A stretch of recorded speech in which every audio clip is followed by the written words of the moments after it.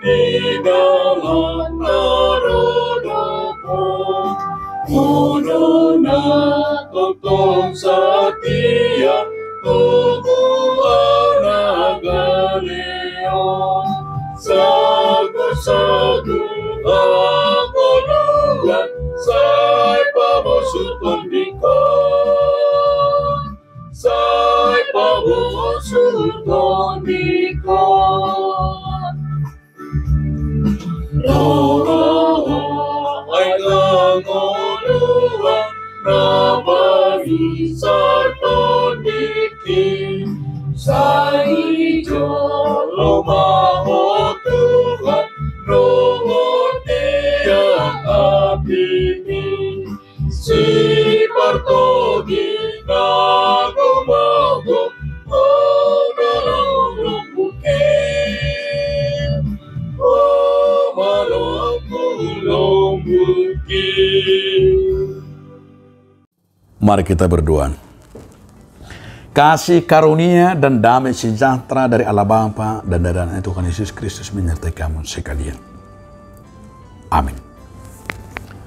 Bapak, Ibu, saudara-saudara sekalian di dalam nama Tuhan Yesus Kristus.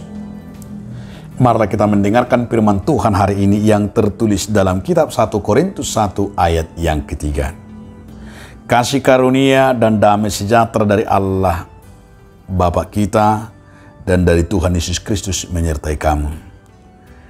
Ansini roha madihamu doh dame sian debata amata doh sian Tuhan Yesus Kristus. Demikian firman Tuhan. Judul renungan ini adalah doa pelayan. Nats ini sering menjadi doa pembuka para pelayan atau para hamba Tuhan. Tapi ada apa sebenarnya? Mengapa ini kita sebut doa pelayan? Karena ini merupakan sebuah mengawali doa para pelayan yang terjadi di Korintus. Persoalan yang terjadi di Korintus itu adalah terjadinya krisis yang multi kompleks. Persoalan ada yang pro ini, ada pro Kristus, ada pro Apolos, ada pro Paulus. Artinya di dalam persoalan-persoalan itu mereka mau hanya menganggap dirinya yang paling benar.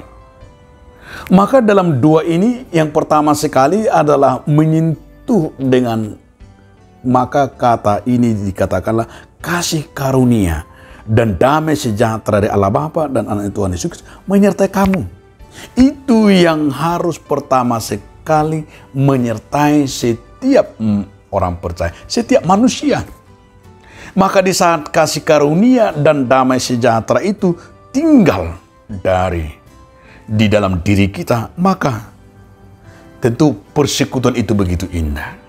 Maka setiap para pelayan atau pengurus selalu dengan doa ini, agar doa ini mau menggerakkan hati dari setiap anggota daripada persekutuan itu. Di saat anggota persekutuan itu menerima kasih karunia dan damai sejahtera terjadi dalam persekutuan itu, tentu sekali akan mengalami kuasa kedamaian, dan yang paling luar biasa adalah kehidupan yang memiliki luar biasa manfaat yang hebat untuk membangun persekutuan tersebut. Maka kasih karunia itu harus menguasai.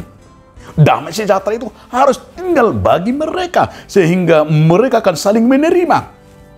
Tidak ada lagi yang merasa dirinya paling hebat, yang merasa kelompoknya yang paling sukses, merasa kelompoknya atau merasa alirannya yang paling layak. Tidak ada lagi. Kenapa? Karena sudah kasih karunia dan damai sejahtera menguasai hati dan pikiran.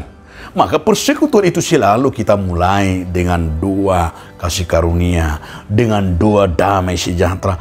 Tentu sekali ini yang diharapkan oleh Paulus kepada jemaat di Korintus. Agar di jemaat di Korintus itu tidak ada yang merasa dirinya paling pintar dan paling hebat. Semuanya adalah mereka bersama-sama satu dengan yang lain. Tanpa orang lain saya tidak bisa.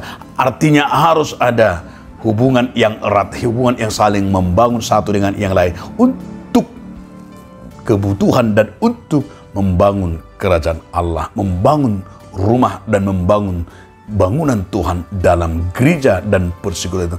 Ini yang diharapkan oleh Paulus. Maka damai sejahtera dan kasih karunia itu yang menjadikan hidup pertama sekali tinggal dalam diri kita. Maka kita juga di saat kasih karunia bersama-sama dengan kita, dikasih saat damai tinggal bersama kita, tentu sekali begitu indah dan damai dalam setiap langkah kita, persekutuan kita. Amin. Terima kasih Tuhan atas firman yang mengingatkan kami agar anugerah dan damai sejahtera itu bersama-sama dengan kami. Amin.